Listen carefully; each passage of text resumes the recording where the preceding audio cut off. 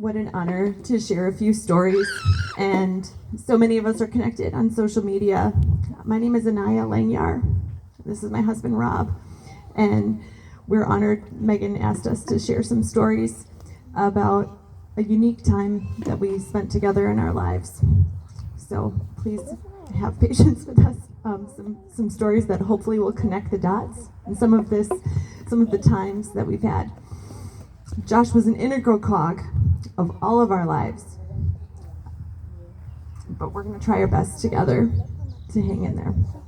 As Dave so eloquently said, he had so many roles: husband, daddy, son, father, brother, cousin, uncle, friend.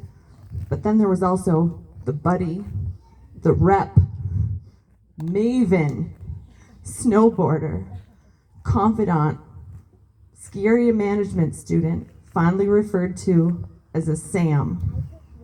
In compiling this list of Josh's roles and his influence on us all, we realized that teacher was perhaps the most important role. And maybe I'm biased, being a teacher. But Josh's life and influence on us all has taught us and continues to teach us that some of life's most important things about his roles and our own. Again, I'm Robb. 1998, I met Josh, so I was later than these guys. These guys knew him so much longer. In this short time, I met him, like I said, in 1998, enrolled at Gogebic Community College in Ironwood, Michigan to pursue ski area management. With many friends departing for four-year institutions, we didn't follow the traditional college route, but instead followed our passion in the ski and snowboard industry to big snow country. We were quickly a tight-knit group of guys from all over the Midwest. Josh lived in a house in Hurley next to JB and OG, which are here today. We became fast friends. We had a love of winter, a work ethic, and a style that I admired. Soon after we became friends, Josh departed for Park City for his internship at Jan's Mountain Recreational Retail. I learned that you can make a true friend in a short time. A year later, I joined Josh out in Utah, where we had some of the greatest days of our young lives together. We lived the Sam dream, rode and worked, networked, and lived it up. But we both wanted more. We wanted families, homes, careers. So we packed up and headed back to the Midwest, to Northern Michigan University. Living was good. Panini Grill living was good.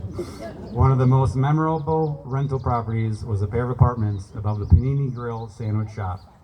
Josh was also a great roommate. That's where I met them. Many times those Sam boys would seem like they were coming home when my friends and I were heading out to train. But not Josh and Robbie. Josh quickly set himself apart. He got a job working downstairs in the restaurant, first washing soup pots, and then transitioning into one of the front lead guys. Here he honed his culinary creations that are still legendary. The Hangover Sandwich was born, which is a hybrid of the panini portobello and the meatball panini. The curried tuna, which only appeals to a select few, and also the Panini Grill potato salad, which is still the best we've ever had. So we had this shared appreciation for food that he shared with so many of you. I frequently hung out with these guys and taught myself to cook along the way. When Josh introduced me to Megan, he said, "This is that girl who used to cook for us." I think it was a cool memory for him too. I was this girl next door, and these guys were like brothers to me. No romantic interest, although I'm sure I had a crush on Josh for like a minute, because everybody did. He was so sweet and cute. The ski team girls secretly called him dessert.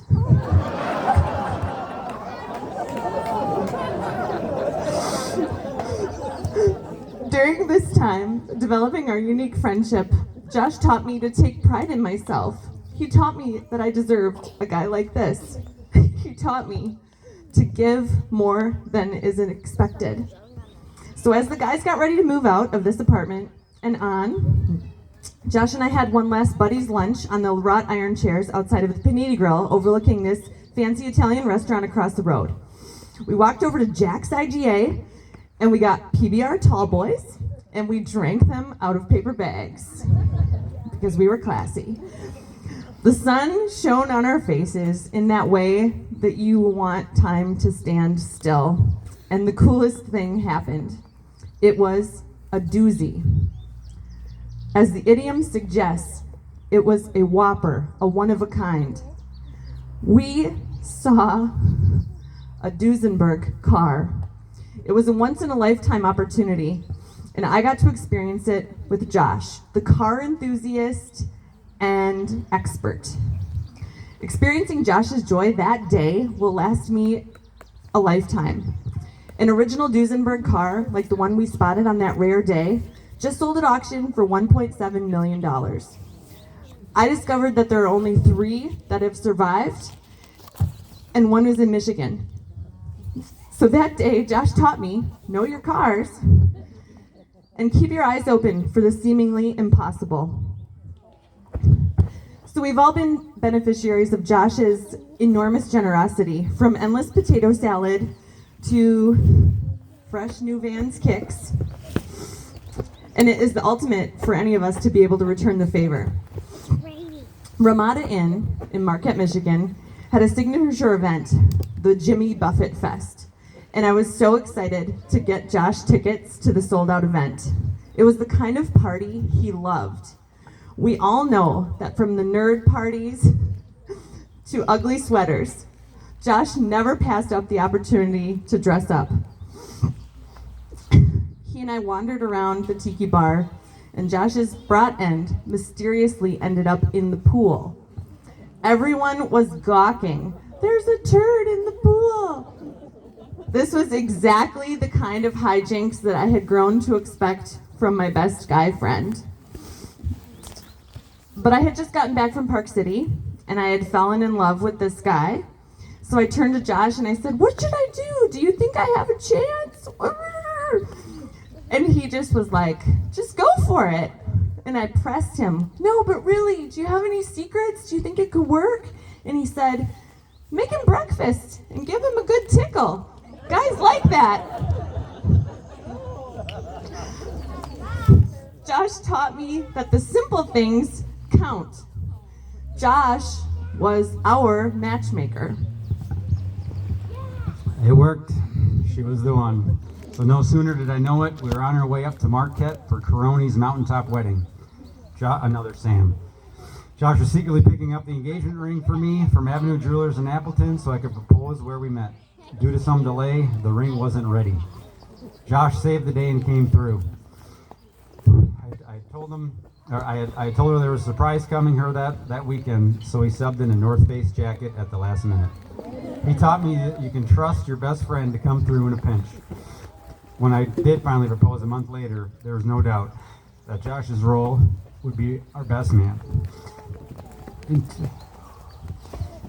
2010, we were expecting our first baby.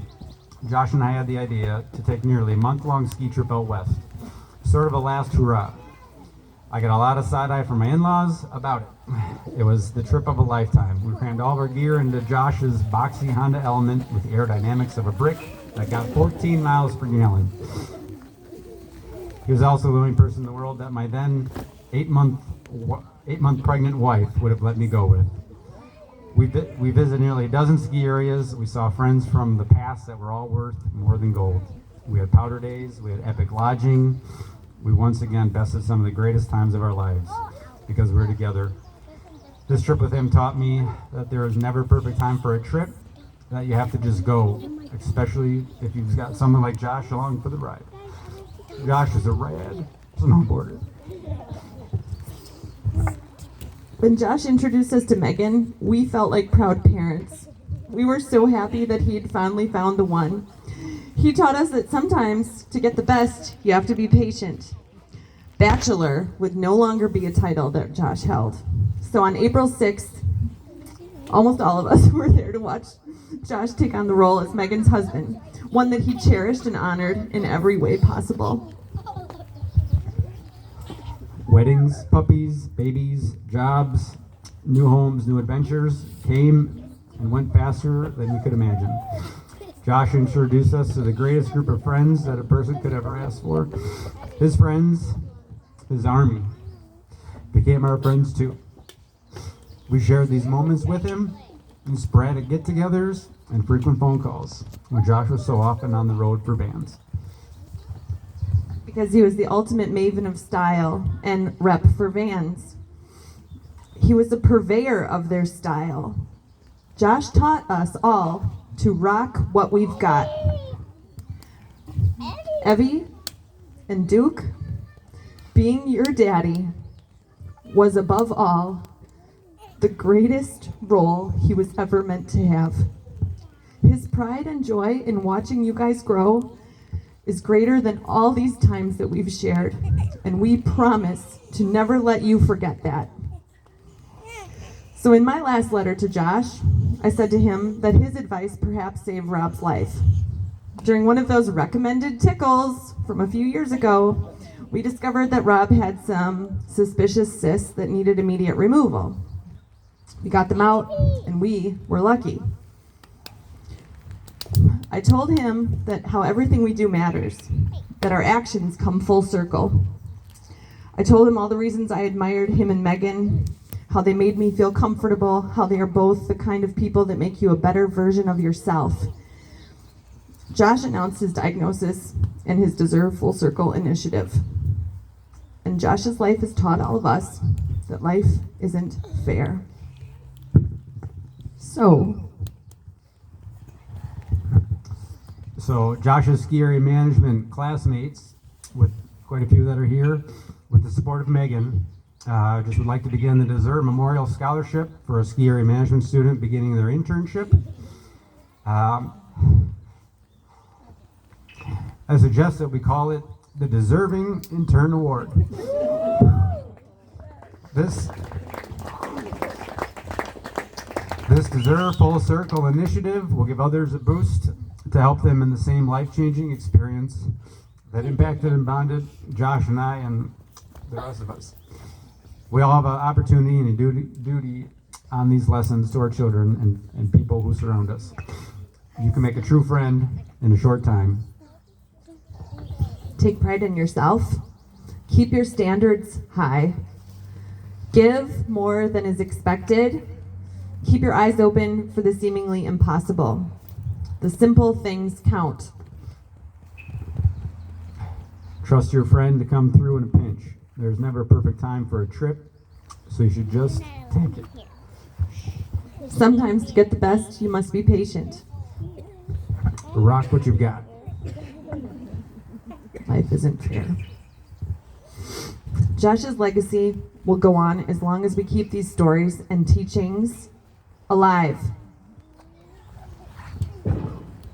We encourage all of you to write out your stories and share them not only with your family, but with Josh's. Honor his wishes as Deserve Full Circle. Because Josh was the greatest teacher. You should know her because she was in.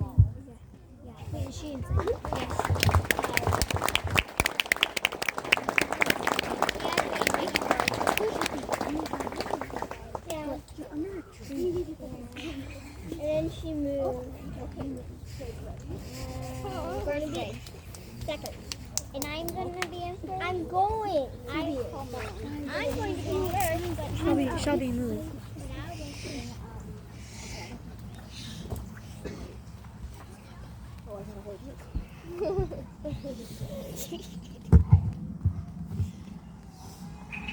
Oh.